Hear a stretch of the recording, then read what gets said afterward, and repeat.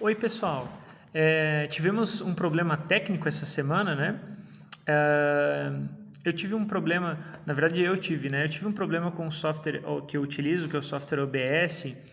É um software bastante pesado. Eu acabei gravando uma aula de 50 minutos, aproximadamente, e quando eu conectei para finalizei a aula e coloquei para salvar, ele não salvou. Aí eu gravei novamente a aula, só que o software não estava plenamente funcionando e com isso, infelizmente, a aula ficou sem áudio. Então eu vou regravar essa aula hoje, né, para repor a aula dessa semana, certo? Eu já fiz um teste agora antes de começar a gravar, né, porque eu não quero perder mais uma, né?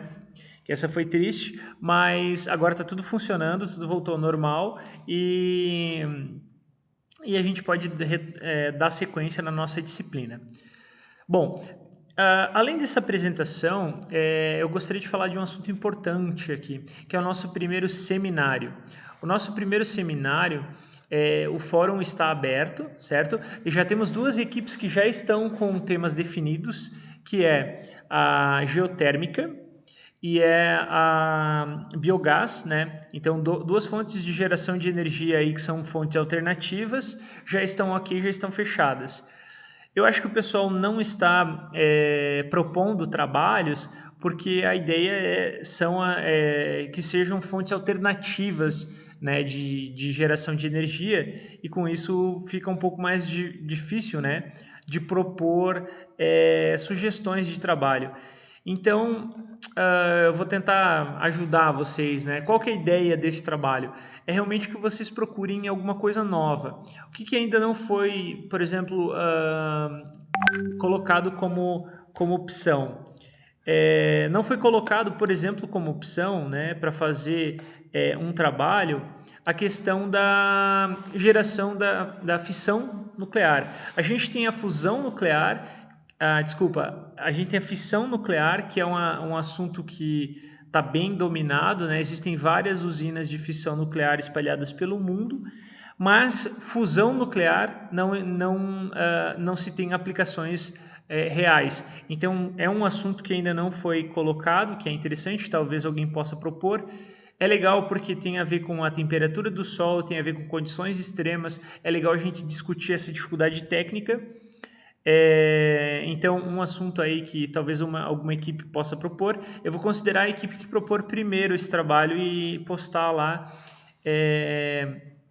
como opção. Temos a opção maré motriz, que é uma opção sensacional para a gente estar discutindo em sala, porque é a energia das marés, né? Tem diversas formas de fazer a maré motriz, que é através das ondas ou através do nível do próprio mar, né? E então tem muito assunto para pesquisar. Inclusive, o Brasil é inovador neste assunto, né? A gente tem usina de maré motriz, foi feito pela Universidade Federal do Ceará. E então é um assunto legal também. Fusão nuclear, desculpa, maré motriz. A gente tem piezoelétrico, que é um assunto interessante também, que é a geração de eletricidade através da pressão, certo? Existe uma boate em Amsterdã que ela tem no piso o piezoelétrico, e a iluminação da boate ela funciona através da pressão que as pessoas dançam. Ela liga ela faz recarregar a energia da boate e com isso a iluminação acontece. É legal. Para esses três temas que eu falei, que já de primeira, assim, como sugestões, né? Vocês podem, na apresentação de vocês podem se organizar para mostrar um vídeo também, porque tem uns vídeos que são muito legais, que contribuem muito para essa discussão, né? A ideia é a discussão, porque vai ser um seminário, então não precisam ficar tão preocupados em fazer uma apresentação com a ideia é que seja uma aula, né? Mas com 30, 50 slides, a ideia é que a gente faça essa discussão, então podem apresentar um vídeo breve no meio da apresentação para deixar isso mais claro. Outras opções, vocês podem propor opções também. Tem alguns vídeos muito interessantes no Discovery Channel que estão no YouTube sobre fontes alternativas de geração. Vocês podem escolher um tema e se aprofundar. É muito importante que vocês escolham já para que a gente comece a organizar isso. Bom, e é isso, pessoal. Então, podem propor lá, se tiver meio assim um tema meio obscuro ou um tema que não puder ser trabalhado em relação à nossa proposta de trabalho, eu vou comentar lá no chat e vou avisar vocês, tá? Então, uma equipe, ela propôs fazer energia fotovoltaica. Esse assunto a gente desconsiderou. Por quê? Porque a energia fotovoltaica já é um assunto bem consolidado, né? Então, a ideia é que a gente discuta um pouco inovação em relação à geração de energia elétrica, certo? Então, a princípio, fotovoltaica a gente vai deixar de lado deste seminário. Então, assim, tem esses vídeos, tem algumas opções aí, procurem propor esses temas, e daí a gente vai discutindo para que vocês cheguem num tema legal, que vocês gostem de apresentar, né? E seja um seminário divertido, assim, né? Que realmente seja legal essa discussão. Tem um outro tema que eu também não lembrei, que eu não tinha falado, talvez para o pessoal até que pegou fotovoltaica. Existem outras formas de geração solar que não é fotovoltaica. Então, energia solar não se reflete somente a energia fotovoltaica, porque eles foram específicos em relação a colocar fotovoltaica. Tem alguns painéis que são utilizados na Califórnia com um outro tipo de sistema de geração através da energia solar, né? Através de boilers, etc., que é um assunto interessante. Então, para fechar, pessoal, essa primeira fala, vamos lá, procurem alimentar e vamos tentar fechar os assuntos do seminário ali através do fórum para que a gente possa marcar o nosso primeiro seminário. Por quê? Porque as nossas aulas elas não vão poder serem todas assíncronas, né? Como essa que eu estou gravando e disponibilizando para vocês. A ideia é que esse material teórico eu faça de forma síncrona, mas que a gente faça uma discussão. Então, depois desse conhecimento, né, que eu vou tentando passar aqui, através desses slides e dessas apresentações, eu gostaria que as nossas aulas síncronas fossem com os seminários. Então uma equipe vai apresentar, eu vou ajudar, eu vou comentar. A ideia é que realmente seja um seminário, né? Não um discurso. Então podem trazer vídeos.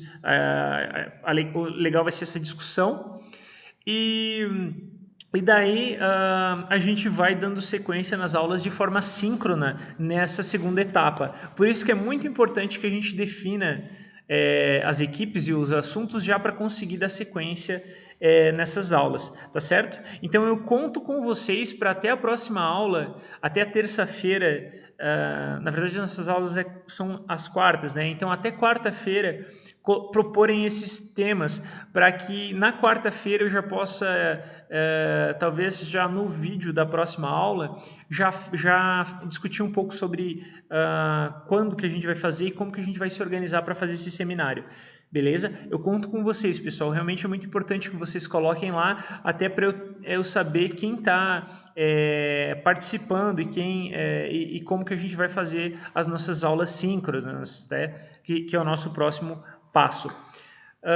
Então, eu vou começar a apresentação de hoje, que é uma continuação, né, sobre os conceitos gerais sobre o sistema elétrico brasileiro, né? Então, vamos lá. O que é o sistema elétrico brasileiro, né? Primeiro, esse ponto importante, né? Bom, o SIN, que é o Sistema Interligado Nacional, né, que faz parte do sistema elétrico, é um sistema de coordenação e controle formado por empresas do Sul, Sudeste, Centro-Oeste, Nordeste, parte da região Norte, que congrega o sistema de produção, transmissão e transmissão de energia elétrica para o Brasil. Então, o que é esse sistema? É o nosso sistema de energia, né? O Sistema Interligado Nacional é o nosso sistema de energia elétrica, né? Por que ele se chama Sistema Interligado Nacional? Primeiro porque o nosso sistema, ele... ali, vou falar só o slide seguinte para que vocês entendam por que ele é interligado nacional. Apenas 1,7% da capacidade de produção de eletricidade do Brasil encontra-se fora do SIM pelos sistemas isolados localizados principalmente na região amazônica. Ou seja, quase que totalmente o nosso sistema é interligado. Isso significa que desde o Iapoque até o Iaxuí, lá, o Chuí, né? O Iapoque é em cima, na verdade. Desde o Iapoque até o Chuí, o sistema ele está conectado. A gente está conectado com o Sudeste está conectado com o Nordeste. E isso é um desafio em relação ao sistema de transmissão de energia, porque é um sistema extremamente grande. Por isso ele se chama Sistema Interligado Nacional, porque ele está praticamente interligado, totalmente interligado. Não totalmente, porque a gente tem esse pedacinho que é isolado. E isso é um ponto de confusão de muitas pessoas, essa questão de ele não ser totalmente conectado, né? Por a gente chamar ele de Sistema Interligado Nacional, alguns acham que é o sistema inteiro, né? Mas na verdade não, a gente tem uns pequenos pedaços do sistema que não estão conectados no Sistema Interligado Nacional. Entenderam? Então, são poucas áreas isoladas que estão fora. Bom, eu estava falando disso e eu lembrei de uma coisa bem legal que eu vou propor. Eu gostei da atividade, é um pouco difícil, mas eu gostei daquela questão de criar aquelas perguntas sobre a apresentação para que eu possa ver se vocês estão entendendo a disciplina e realmente participando. Então, é uma forma legal de eu ter feedback. Eu lembrei uma coisa interessante para falar sobre as perguntas daquela semana passada que foi feita que deu problema, né? Na verdade, deu problema na resposta. Alguns alunos responderam o questionário antes de eu ter disponibilizado o vídeo de apresentação. Então, alguns alunos erraram feio, assim, né? As 5 perguntas acertaram, tipo, 2. Então, a ideia desse questionário é que para que vocês façam depois da apresentação, ou seja, primeiro eu apresento os conceitos, depois vocês fazem o questionário. O que eu achei legal e engraçado é que depois alguns alunos responderam de novo o questionário com as respostas certas. Então, beleza, entenderam o que erraram e acertaram. Mas eu sei quando o pessoal responde errado, tá? Fica todo o registro. Então, tentem fazer... Claro, essa atividade é uma atividade participativa, tá? O nosso foco de avaliação vai ser os seminários, como eu havia comentado até naquela aula 0 que eu apresentei o plano de aula, né? O plano de ensino para o semestre. Mas, assim, tomem cuidado ali, porque os erros foram até engraçados, né? Mas, beleza. Obrigado por ter participado. Então, vamos dar sequência. Eu só lembrei disso agora e daí eu não queria perder a chance de falar. Então, tá aí o nosso Sistema Interligado Nacional. Eu vou mostrar imagens dele a seguir, tá? Porque, aí, ó, já a seguir no próximo slide, né? Então, o nosso Sistema Interligado Nacional, ele está sendo apresentado nessa imagem. Horizonte 2017, eu atualizei essa apresentação em janeiro, então ele é bem atual. O sistema não muda de forma tão rápida, tá? Por quê? Porque é um sistema, o Brasil inteiro, né? Então, para construir uma nova linha de transmissão não é uma coisa tão rápida, não é uma coisa tão simples, né? Então, vamos tentar dar uma olhada nesse sistema para tentar entender. Aqui fica ao contrário para mim. Não, é aqui mesmo. O que está acontecendo nessas linhas de transmissão que estão aqui aparecendo? Então vamos lá, vamos começar com as linhas que estão em vermelho. Percebam que as linhas que estão em vermelho ali, né, nesse mapa correspondem às linhas de 500 kV. As que estão em vermelho direto, né? São as que já existem, as linhas que estão em vermelho pontilhado são as que ainda não existem. A maioria das linhas de transmissão são de 550 ou de 230 kV. Vocês podem perceber isso nessa apresentação, né? Nessa imagem. Essas linhas são aquelas linhas bem tradicionais, que tem uma torre gigantona e tem aqueles condutores, né? Que geralmente passam por cima, a gente consegue ver quando eles estão passando por cima da BR. Um ponto importante, quando essas linhas atravessam a BR, geralmente tem algumas bolas, né, vermelhas ou laranjas ali. Essas bolas que são colocadas no cabo, elas são para sinalização, principalmente sinalização aeronáutica, né? Então, vamos lá, o cara está com algum problema no avião lá, o que eu vou fazer? Eu vou ter que pousar em algum lugar. Qual que seria um lugar interessante para pousar uma aeronave? Numa estrada, né? Porque daí não vai ter a questão das árvores e tal. Então, assim, quando se existir a necessidade de um pouso de emergência, o aviador ele não vai se jogar em cima da linha de transmissão, né? Então, por isso que tem essas bolas laranjas ali. É para a questão da aeronáutica, né? A aviação, saber que ali tem uma linha de transmissão e evitar um pouso de emergência por ali ou passar perto, né? Então, essa ideia daquelas bolas era uma coisa que eu sempre tinha curiosidade quando eu comecei o curso de engenharia elétrica, e tá aí a explicação. É para isso. Elas são bem grandes, tá? Elas parecem umas bolinhas de basquete, mas tem bolas daquelas de até 1,5 m. Então, essas bolas aí são grandes. Depende do lugar, né, onde elas estão colocadas, elas podem ser um pouco menor, de meio metro, mas são bolas grandes. Depende também da classe de tensão, né? Ou seja, 500 mil, 300... 230 pode ter diferenças no tamanho, mas são bolas grandes e o pessoal instala elas manualmente. Tem até uns vídeos interessantes do pessoal instalando, mas só para fazer um comentário sobre as linhas de 550 mil volts, que são a maioria que a gente tem no nosso sistema elétrico. Então vamos dar sequência na apresentação. Então ali, pessoal, olha só, tem uma linha de transmissão que é extremamente importante para nós, né? Na verdade, eu digo isso para nós em termos de Brasil, né? Não tanto para o Sul. Por que ela é extremamente importante? Porque ela é uma linha de transmissão que ela foi uma inovação tecnológica que o Brasil se destacou assim dos outros países de forma bem expressiva quando ela foi instalada. Alguém sabe qual é? Qual que é a linha aí que é realmente uma inovação tecnológica? Vamos lá. Se fosse em aula seria legal, né? Esse tempo de espera para ver se alguém dava para alguém tentar, né? Bom, vamos lá então. Essa linha, pessoal, é a linha que liga Itaipu ao sudeste brasileiro, né? Por que essa linha é importante para essa discussão? Né? Porque ela é uma linha em corrente contínua, né? Então, isso tem muito a ver, é muito importante para o nosso sistema elétrico.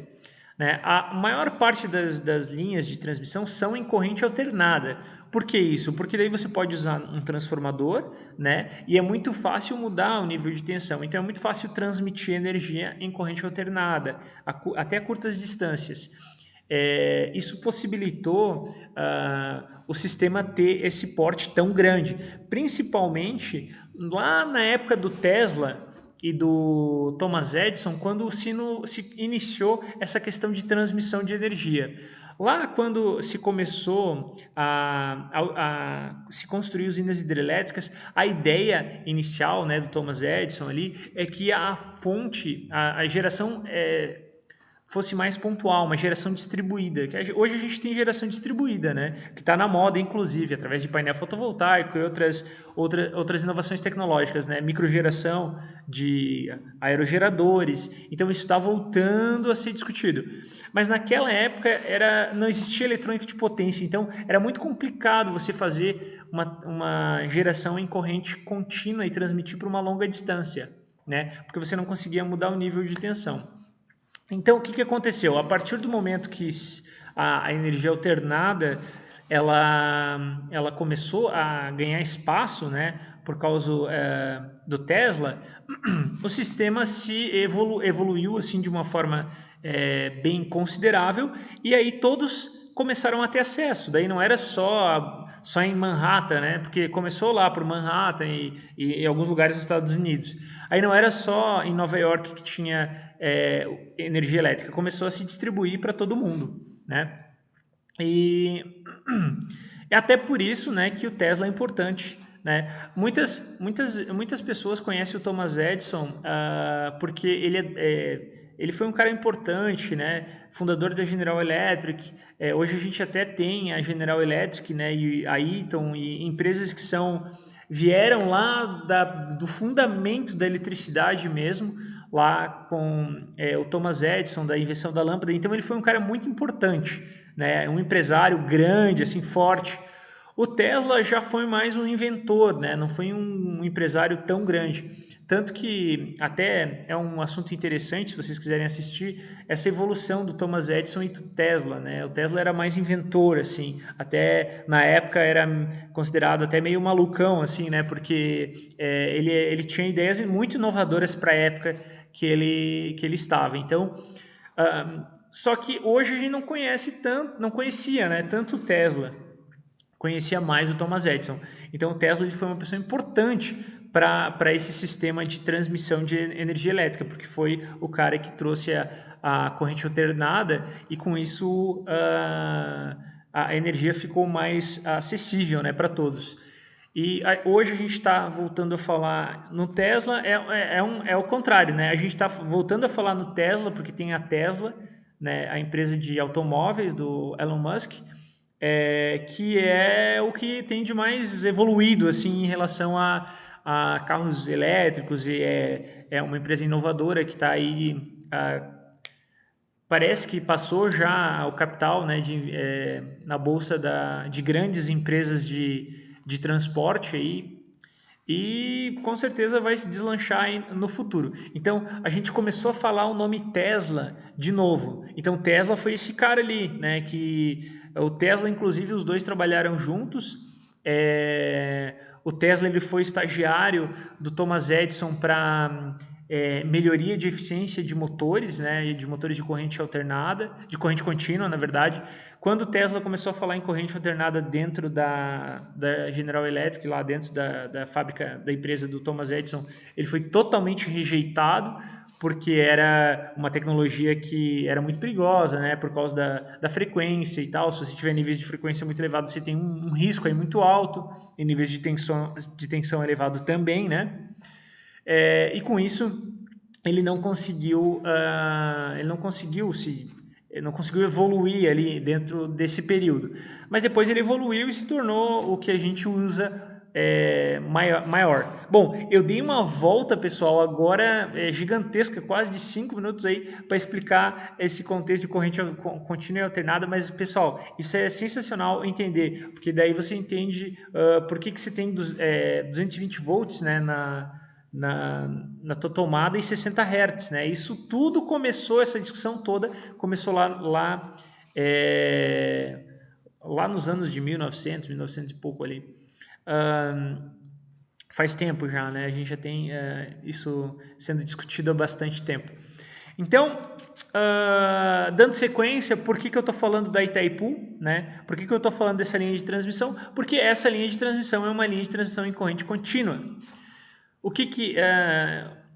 Ou seja, na época, os sistemas grandes, todos foram de corrente alternada, por causa dessa facilidade de transmissão. Então, transmissão em corrente contínua, para a época que a Itaipu começou, era uma coisa extremamente inovadora. Então, uma coisa, um avanço tecnológico muito importante para o nosso sistema de transmissão, certo? Agora vamos falar sobre por que isso aconteceu. Por que foi necessário esse avanço tecnológico para construir a Itaipu, para construir essa linha de transmissão da Itaipu para o Sudeste em corrente contínua. Aí tem mais aquele tempinho de pausa, né, para ver se alguém responde. A gente vai fazer aulas síncronas, tá? Fiquem tranquilos que a gente vai fazer e daí a gente vai discutir, vai ficar legal essa discussão. Então, por quê? Porque a Itaipu, em específico, a usina de Itaipu é uma usina hidrelétrica que é binacional. O que isso significa? Que ela é metade brasileira e metade paraguaia. Inclusive, a gente gerou uma discussão que depois eu vou falar sobre esse ponto também, sobre será ou não a maior do mundo, né? Que eu achei uma discussão super inteligente e muito legal. O que aconteceu? Como ela é maior, como ela paraguaia, o Paraguai não usa 60 Hz, o Paraguai usa 50 Hz. Aí gera um problema técnico, né? Ou seja, o Brasil usa 60, o Paraguai usa 50. Metade dos geradores da Itaipu, como ela é binacional, são 60. Metade são 50. Só que o que acontece? Essa metade que é 50, o Paraguai ele é um país mais não é tão industrializado, é um país mais agrícola. Ele não precisa de toda a energia gerada por metade da Itaipu para ser utilizada, né? Então, principalmente no início, né? Hoje já está começando a crescer, o Paraguai está começando a se industrializar aos poucos, né? Por causa da questão de tributação, etc. Mas assim, no início ele não utilizava, ainda hoje não utiliza tudo.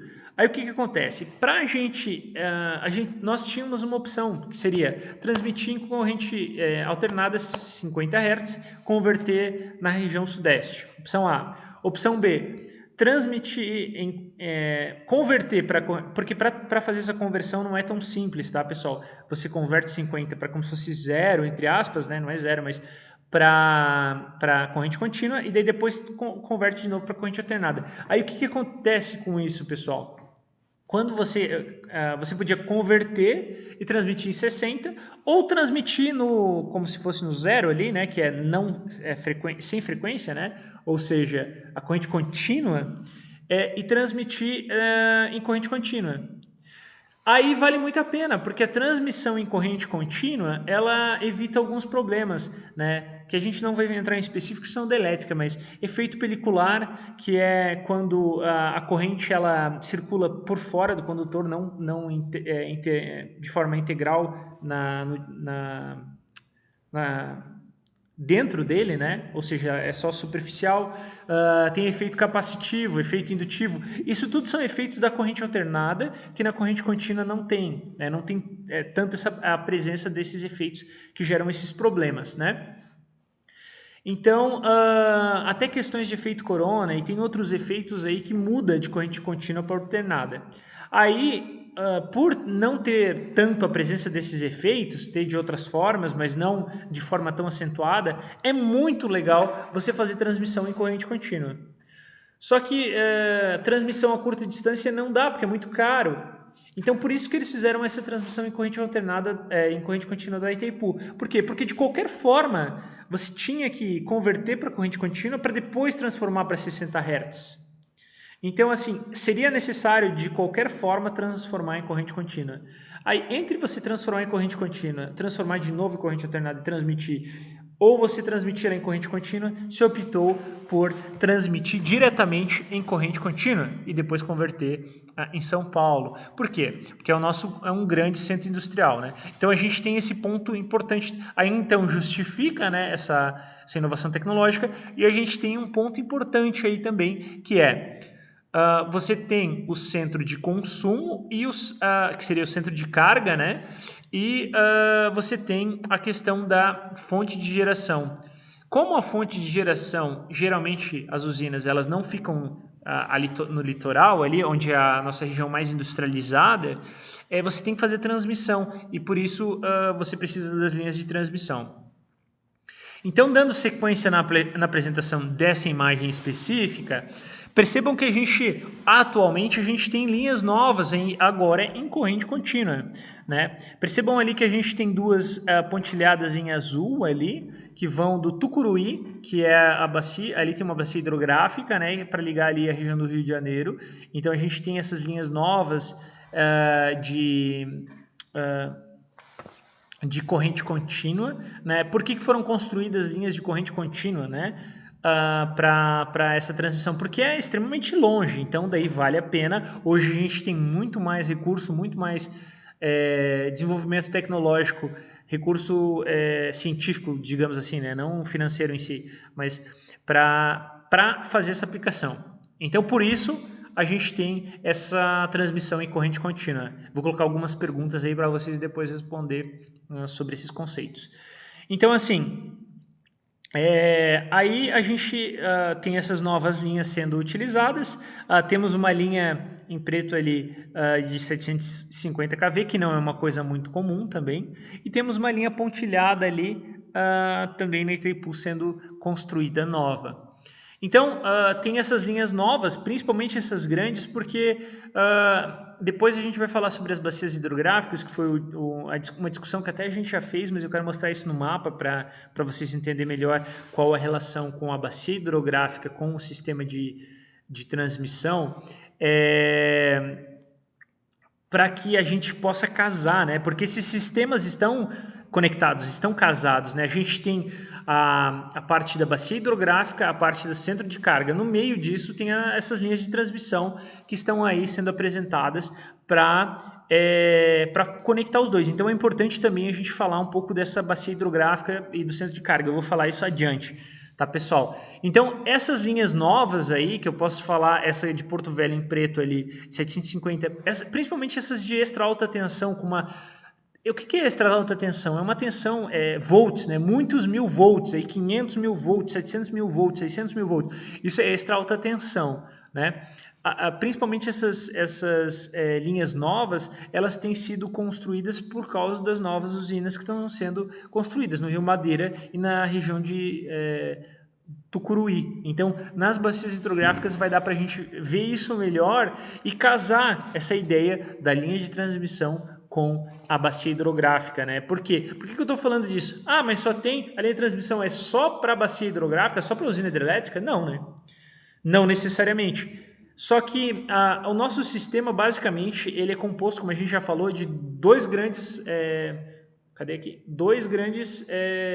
geradores, né? Que um são as hidrelétricas, que é o que a gente está falando agora, e o outro são as termoelétricas. Qual a grande vantagem de uma termoelétrica? Uma termoelétrica você pode construir em qualquer lugar, né? Uma termonuclear você consegue construir, você só tem que ver a questão de acesso da matéria, né? Da matéria-prima, mas fica mais fácil você colocar próximo do centro de carga. Então, por esse motivo, geralmente as termoelétricas ficam mais próximas, né, do centro de carga. Então, a transmissão, essas grandes linhas de transmissão são principalmente para as usinas hidrelétricas. Hoje, a gente está começando a falar em energia eólica também, que é um assunto extremamente importante, que vai crescer com o tempo. Eu já falei sobre isso, né? Sobre a questão do crescimento da energia eólica, né? E é por isso que o nosso sistema de transmissão também precisa das usinas eólicas. Por que precisa da usina eólica, pessoal? Porque, assim, infelizmente não tem como a gente estocar vento, mas a gente tem como estocar água. Então, o que isso significa, pessoal? Até é uma gafe aí, né? O que isso significa? Significa que, ao invés de você estocar ou armazenar a capacidade de geração da eólica, você usa a eólica ao máximo e você preserva o teu reservatório. Então, existe uma gestão, né, em relação à preservação do nível do reservatório, ou seja, da quantidade de água que você precisa ter. Então, é muito interessante você ter usina eólica, porque daí o que você faz? Você não consegue armazenar essa energia, mas você consegue não usar a hidrelétrica, que tem reservatório. Então, quando você usa eólica, você armazena energia que você estaria gastando através de não utilizar o reservatório. Então, você consegue fazer essa gestão, entende? Isso é possível fazer para as usinas eólicas e também para as usinas a fio da água, que a gente falou também na aula passada. Na usina a fio da água não tem reservatório, então você não consegue fazer gestão de quanto que ela vai gerar. Você tem que gerar o máximo da capacidade, né, dentro do que o sistema pede, necessita, né, através da ANS, você tem que gerar o que passa de água ali. O que vai acontecer? Você não vai desligar uma fio d'água. Quando tiver um excesso de geração, você vai continuar utilizando a fio d'água e você vai fazer uma gestão da usina hidrelétrica, né, do nível do reservatório da usina hidrelétrica, de reservatório, né, de grandes reservatórios. Então é assim que funciona. Essas formas de geração que não é possível armazenar, que é a usina a fio d'água, eólica, fotovoltaica, né, não é viável armazenar através de baterias, armazenar de outras formas, né? Tem gente armazenando através de hidrogênio na Alemanha, alguns estudos nesse sentido, a gente até vai falar mais sobre isso, célula de hidrogênio, etc. Mas é uma aplicação extremamente cara. Então a ideia é que você preserve o nível do reservatório. Estamos falando aqui na nossa região, né? No Brasil, no caso, que é onde tem maior quantidade de reservatórios. Ou seja, maior quantidade de usinas hidrelétricas, aliás, desculpe. Então é por isso que existem as linhas de transmissão. Por quê? Porque a energia que é gerada lá no Nordeste, ela pode ser enviada para o Sudeste, né? E dessa forma a gente consegue compensar isso e preservar o nível de um reservatório. É interessante ficar transmitindo assim, eu gero lá no Nordeste, eu levo até o Sul a energia. Não é tão interessante por um motivo. Essas usinas, essas linhas de transmissão, elas têm perdas, né? E essas perdas, elas acabam sendo perdas de energia, né? Então, existe uma perda, né? A mesma perda a gente pode ver em casa. Por que a gente usa um fio com um diâmetro tão grosso no chuveiro, né? Um diâmetro tão grosso fica feio a palavra grosso, né? Um diâmetro grande, né? Ou seja, ao invés de usar um cabo de 2,5 milímetros quadrados, a gente usa um cabo de seção 6 milímetros, um cabo de seção 4 milímetros, depende do chuveiro. Por que a gente usa essa seção tão grande, né? O diâmetro, ou seja, largo, um diâmetro ou uma seção grande? Por quê? Para você evitar as perdas, né? Se você coloca um fio muito fino, ele acaba aquecendo e daí você tem perda de energia, você tem um risco, né, de até um incêndio. A mesma coisa acontece no sistema de transmissão. Então a ideia é que você use a energia primeiro localmente e transmita só o excedente, né? Então tem esse ponto também que não é só transmitir para todo mundo porque tem perdas. Quem faz a escolha por transmissão, por gestão, por quem vai gerar o que, é a ONS através de softwares de otimização, que fazem a tomada de decisão de quem vai fazer o que. A gente vai falar especificamente sobre isso adiante também, tá? Eu vou fechar essa aula, que já chegamos na nossa meta de tempo, né, de apresentação, e daí a gente continua a aula dentro das nossas discussões dentro do Moodle, né? Então, a ideia é essa, né? É que vocês participem do Moodle. E falando no Moodle, falando novamente do assunto, tentem propor esses trabalhos, pessoal, para que a gente possa fechar esse assunto do nosso seminário e fazer as nossas aulas síncronas, que a gente vai ter também, tá certo? Obrigado, então. Desculpa por demorar tanto para postar esse vídeo.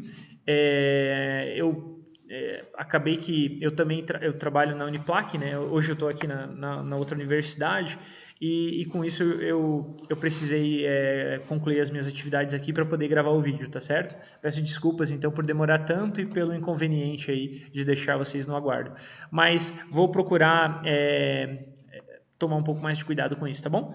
Então, valeu, pessoal. Agora não é boa semana, nos vídeos geralmente eu falo boa semana, então agora é bom fim de semana, né? Aproveitem o fim de semana, espero que gostem do vídeo e aproveitem para conversar com os colegas aí e a gente fechar essa questão dos grupos, certo? Obrigado, pessoal.